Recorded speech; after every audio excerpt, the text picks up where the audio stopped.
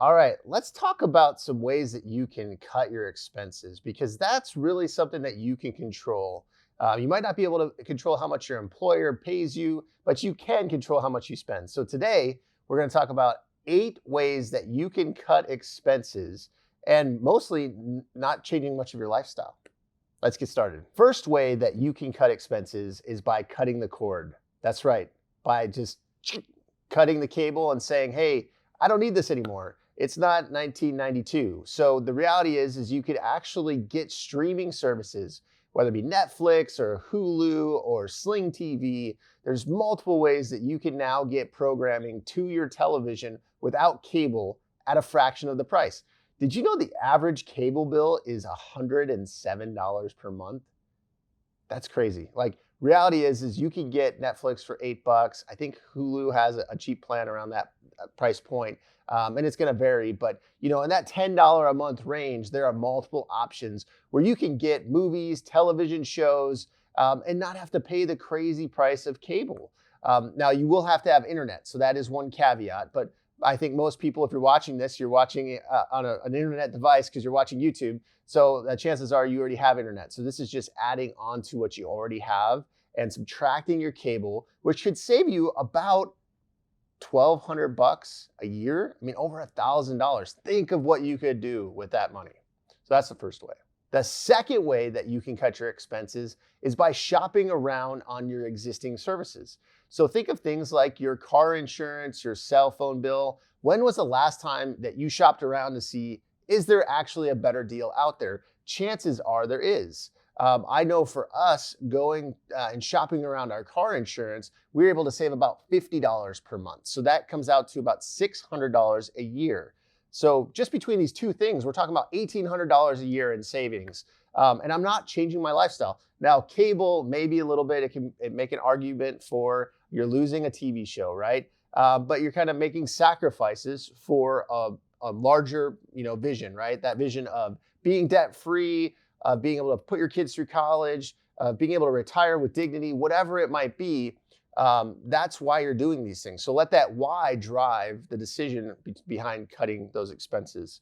Another thing you can think about is your cell phone bill. I know a lot of people I looked through their cell phone bill and it was $150, $200 a month for multiple phones. You get switched to a provider like T-Mobile, and we pay for 2 phones $100 a month for unlimited everything, right? And then some people say, well, you can get it even cheaper. You can get Ting or Boost Mobile and things like that. And you can, but then know that you'll have sacrifices with those as well. The data plans might be less. You might not have high speed, those type of things. So you just have to know, like, what are you willing to sacrifice and go out there, shop around these different services, see what better deal you can get. The third way that you can cut expenses, and this is going to be a unique way, is to refinance debt that you already have. So it could be credit card debt. It could be a student loan debt. It could be your mortgage. Mortgage is one of the biggest expenses that you could have. So I have a friend who just refinanced his mortgage, and just by refinancing is saving $200 a month. That's $2,400 a year for an expense that he's already paying. And an even cool thing with that is you could consider and look at your budget and say, hey, could I actually refinance from a 30-year mortgage to a 15 and pay off your house even faster and maybe not even pay any more? Because the interest rate could be so low that you're actually going to be paying the same payment for a 15-year as of a 30-year, and you're going to pay it off that much faster. So this would be a great time to look at that and say, hey, could I refinance my mortgage? Could I refinance some student loans and credit card debt? It's not really technically refinancing, but what you can do is you can get a loan that will refinance your credit card debt. So let's just say your credit card debt is 24%, and I think the average is somewhere in the 18 to 20%. Let's say you're in that range, right? And you could get this loan for 6% or 8%.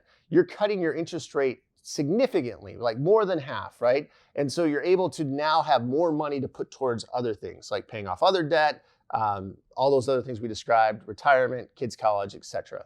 So that would be the third way that you could cut your expenses without really affecting your lifestyle.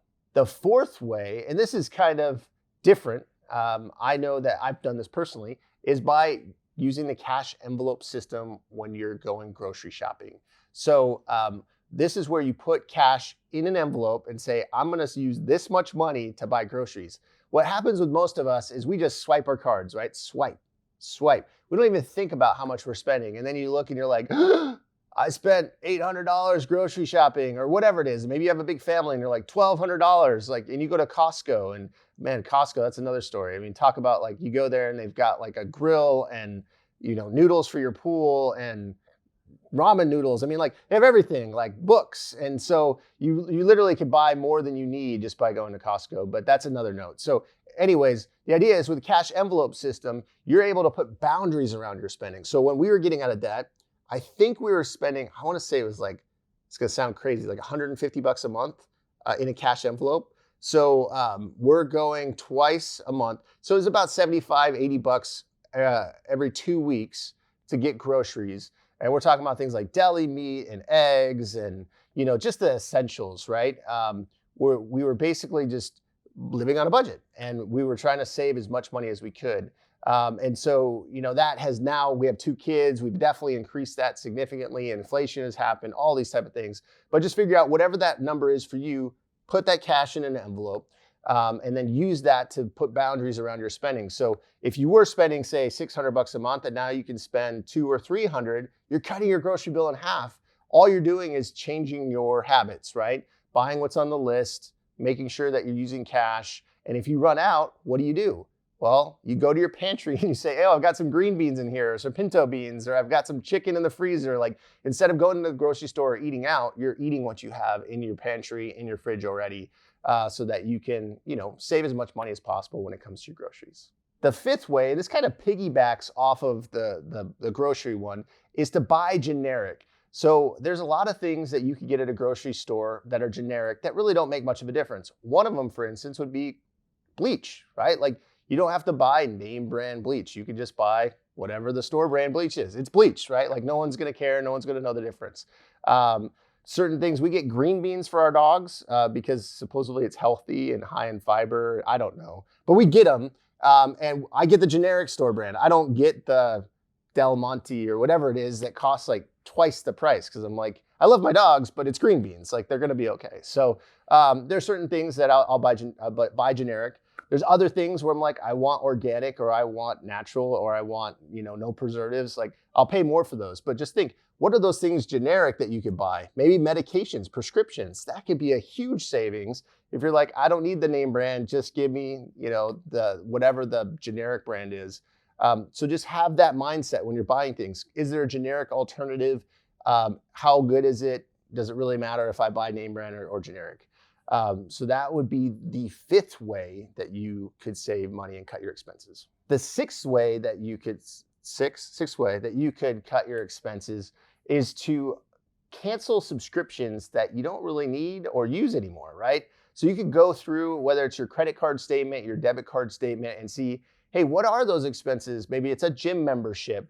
Maybe it's some sort of online subscription. Maybe it's a magazine subscription.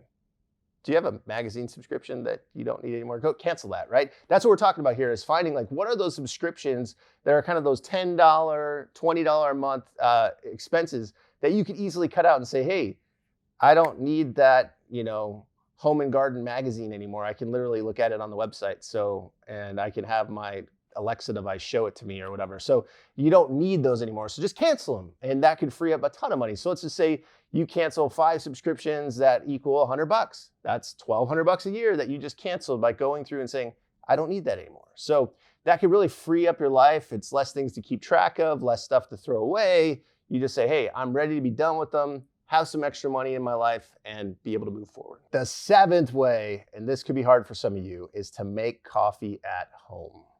And I know that it's fun to go to Starbucks and your local Coffee Bean or Pete's Coffee if you're in the West Coast. But there's definitely other ways that you can get coffee, get your fix at a lower price. And obviously that's to make coffee at home. And in fact, I like a Keurig. And so if you want to get even more extreme, you could get one of those refillable K-cups where it's literally a little K-cup. You flip up the lid and you pour the grounds into it.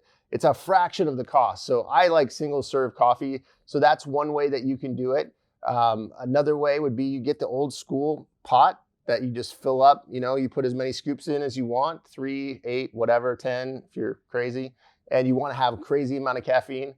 Just fill it up, and it's a fraction of the cost, right? And bring it with you, right? You could just get a to-go mug that you could take with you with, a lid. I got one from like Bed Bath & Beyond that I'm like, I love this. I bought 3 of them, so I have 3 of them.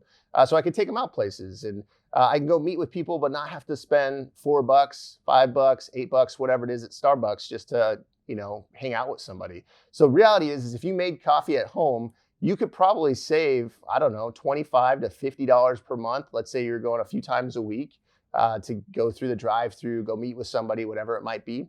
So that would be the 7th way that you could cut your expenses. So the 8th way to cut your expenses and not cut your lifestyle is to reduce your electricity bill. So this can be one of those monthly expenses that just creeps up on you because it doesn't happen right away, right? Like your air conditioner kicks on, your heater kicks on, your kids leave the door open, whatever it is, and that expense is just going and you're not really thinking about it, right? So one of the things that I did is I installed a smart thermostat that literally will only go between this degree and this degree at whatever times I set, right? I use one called a Nest thermostat. There are others out there. You can get one of those old school like Honeywell ones that looks normal, but you can also program it. So you could say, hey, I want you to turn on at this time. I want you to turn off at that time because hey, the kids are in school or I'm gonna be at work or whatever the situation might be. So that way your AC is not running, your heater's not running when you're not there. Another thing that can be huge is to go through all of your windows and doors and make sure that they're sealed. So we live in Arizona where it gets like 100 and gazillion degrees in the summer. And so to make sure that the windows and doors are sealed here is key, because if that heat starts coming in, that house gets heated up very quickly and that expense just skyrockets. So that's something you could go to Home Depot. You can get they're like little strips that you can put on the bottom of your doors to really make a good seal. Very inexpensive, something you can do yourself. And that would be the 8th way that you can cut your expenses. I hope you found this video valuable. If you've used any of these ways, or if you have other ways where you've cut your expenses drastically, please share them in the comments below. Also, if you like this video, please be sure to like and subscribe to the channel. Thanks for watching.